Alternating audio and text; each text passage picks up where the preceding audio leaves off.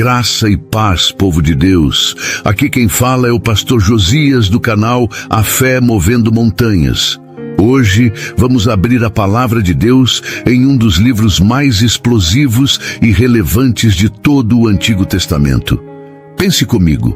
Deus precisava enviar uma mensagem dura para o seu povo, uma nação que estava mergulhada no luxo, na corrupção e na mais profunda injustiça social. Mas ele não escolheu um teólogo ou um sacerdote do palácio. Ele foi ao campo e levantou um homem improvável. Ele era apenas um pastor de ovelhas, mas a sua voz, cheia do Espírito de Deus, sacudiu uma nação inteira. Meus irmãos, hoje vamos descobrir a história chocante do profeta Amós, o homem que ousou desafiar os poderosos e alertar sobre uma destruição iminente que ninguém queria ouvir. E eu lhe digo, prepare o seu coração. Esta não é apenas uma história antiga. Fique comigo até o final, pois a mensagem de Amós acende um alerta urgente sobre a nossa própria fé, a nossa igreja e a nossa sociedade hoje.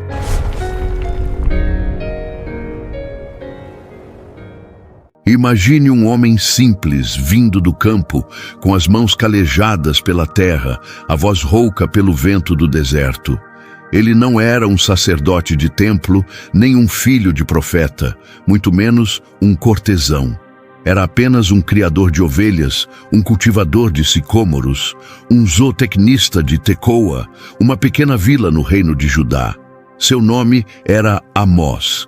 E este homem, tão comum em sua origem, foi escolhido por Deus para uma das missões mais urgentes e dolorosamente ignoradas da história bíblica.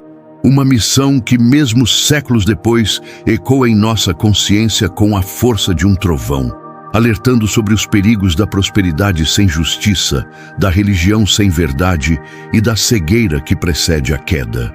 Amós viveu no século 8 a.C., uma época de aparente paz e grande prosperidade econômica para o reino do norte de Israel, sob o reinado de Jeroboão II.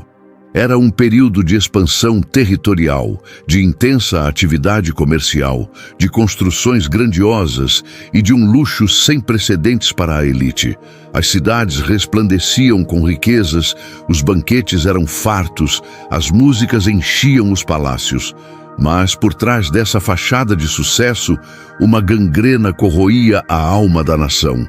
Uma injustiça brutal, uma opressão social cruel e uma hipocrisia religiosa repugnante estavam em plena floração.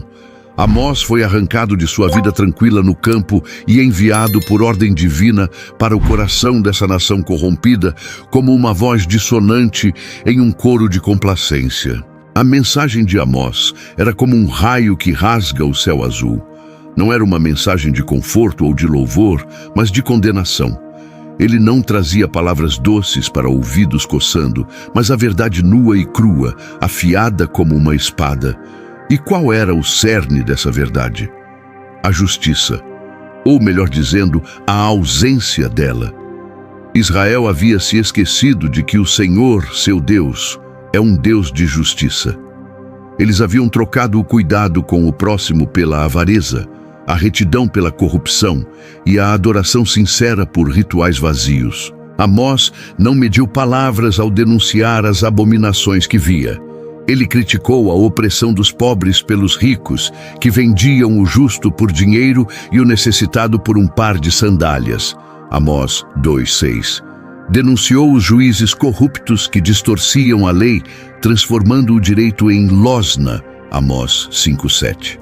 Ele viu a elite de Samaria e Betel vivendo em palácios de marfim, banqueteando-se com os melhores vinhos e carnes, enquanto esmagavam os necessitados e moíam os pobres da terra.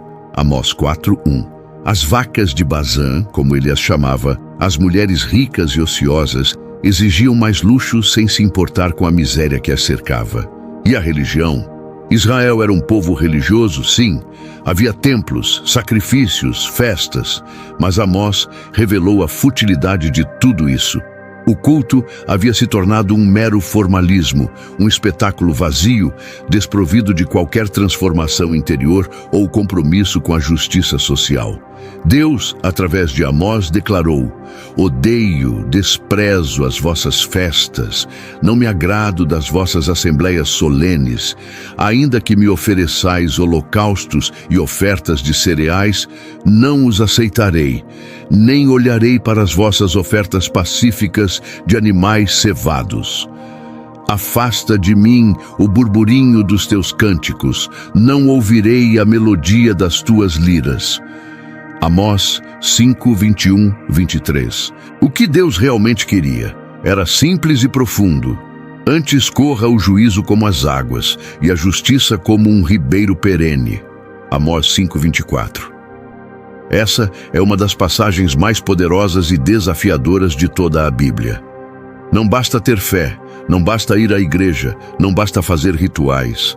Se não houver justiça fluindo em nossas vidas e em nossa sociedade, nossa fé é vã e nossos rituais um insulto a Deus. A profecia de Amós não começou com Israel. Ele proferiu juízos contra as nações vizinhas, Damasco, Gaza, Tiro, Edom, Amon, Moabe, por suas atrocidades contra a humanidade. Mas então, o choque. O julgamento de Deus também viria sobre Judá e de forma ainda mais severa sobre Israel. Por quê? Porque Israel, o povo escolhido de Deus, tinha um conhecimento maior e, portanto, uma responsabilidade maior. Eles haviam violado a aliança, traído a confiança de Deus, tornando-se piores que os pagãos em sua injustiça. A mensagem de Amós era impopular, naturalmente. Ninguém gosta de ser confrontado com seus pecados, especialmente quando se está no auge do poder e da prosperidade. Ele foi um mensageiro solitário, uma voz clamando no deserto da indiferença. Em Amós 7, somos levados a um dos confrontos mais dramáticos do livro. Amós estava profetizando em Betel, um dos centros religiosos do Reino do Norte, quando Amazias, o sacerdote mor daquele local, o confrontou abertamente. Amazias, o sacerdote enviado por Jeroboão II, disse a Amós: ó vidente, vai-te, foge para a terra de Judá, e ali come o teu pão, e ali profetiza, mas em Betel nunca mais profetizes, porque é o santuário do rei e a casa do reino. Amós 7, 12 e 13. Amazias via Amós como um agitador político, um intruso, talvez até um espião de Judá, que estava perturbando a paz e a ordem do reino. Ele tentou silenciá-lo, mandá-lo de volta para sua terra, onde não causaria problemas. Mas Amós não se calou. Com coragem inabalável, ele respondeu: não sou profeta nem filho de profeta, mas boieiro e cultivador de sicômoros. Mas o Senhor me tirou de detrás do gado e me disse: vai, profetiza ao meu povo Israel. Amós 7, 14 e 15. Ele reafirmou sua vocação divina, mostrando que sua autoridade não vinha de escolas proféticas ou de patrocínio real, mas diretamente de Deus.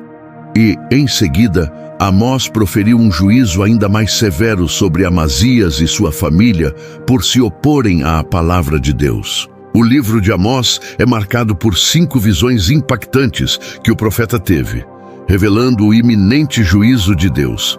A primeira e segunda visões eram de gafanhotos e fogo, calamidades que Amós intercedeu para que Deus poupasse o povo, e Deus cedeu, demonstrando sua misericórdia. Amós 7, 1, 6.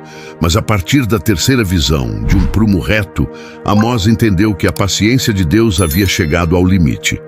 Israel estava tão torto que não havia mais como retificar. O prumo havia revelado a distorção completa da justiça. A quarta visão, a de um cesto de frutas maduras, selou o destino. O fim chegou para o meu povo Israel, não mais passarei por ele. Amós 8:2. As frutas maduras estavam prontas para serem colhidas e consumidas, assim como Israel estava maduro para o juízo. E a quinta e última visão, a do Senhor em pé junto ao altar, com a ordem de ferir os capitéis, derrubar as colunas e matar a todos, simbolizava a destruição total e inescapável que viria. Amós 9:1-4. não haveria para onde fugir. Nem as profundezas do Sheol, nem os céus, nem os montes, nem o fundo do mar poderiam esconder Israel da ira de Deus. A profecia de Amós se cumpriu de forma terrível. Menos de 40 anos após suas advertências, o poderoso Império Assírio invadiu o reino do norte de Israel, levando seus habitantes ao cativeiro e dispersando-os entre as nações. O luxo foi substituído pela ruína, os banquetes pela fome, os palácios pela desolação.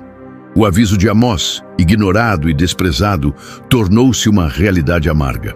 Contudo, em meio a essa mensagem de juízo implacável, há uma faísca de esperança no final do livro de Amós. No capítulo 9, versículos 11 a 15, Deus promete restaurar a tenda caída de Davi.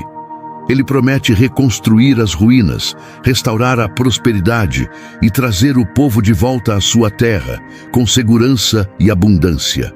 É uma promessa messiânica, uma visão do reino futuro de Deus, onde a justiça e a paz reinarão eternamente.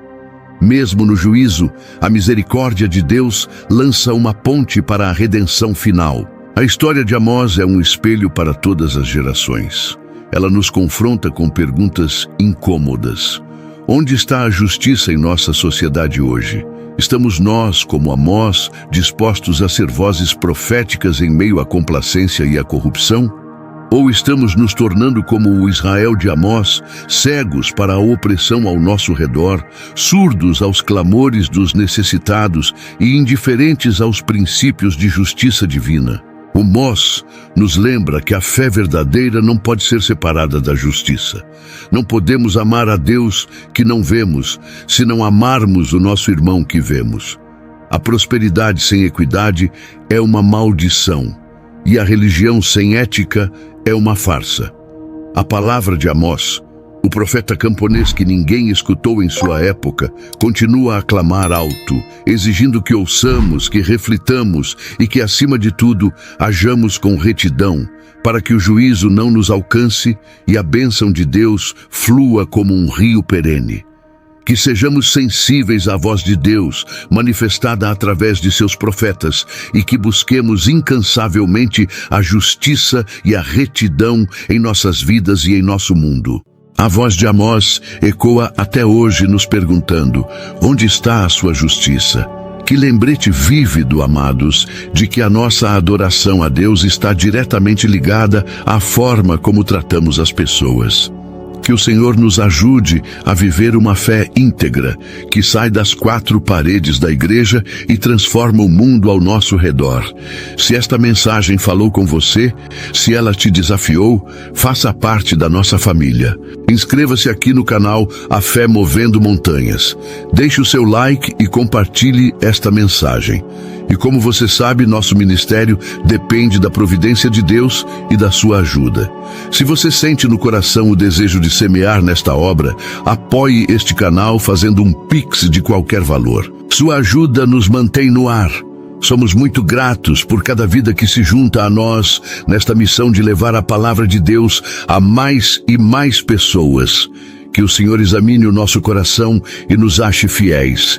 Fiquem na paz.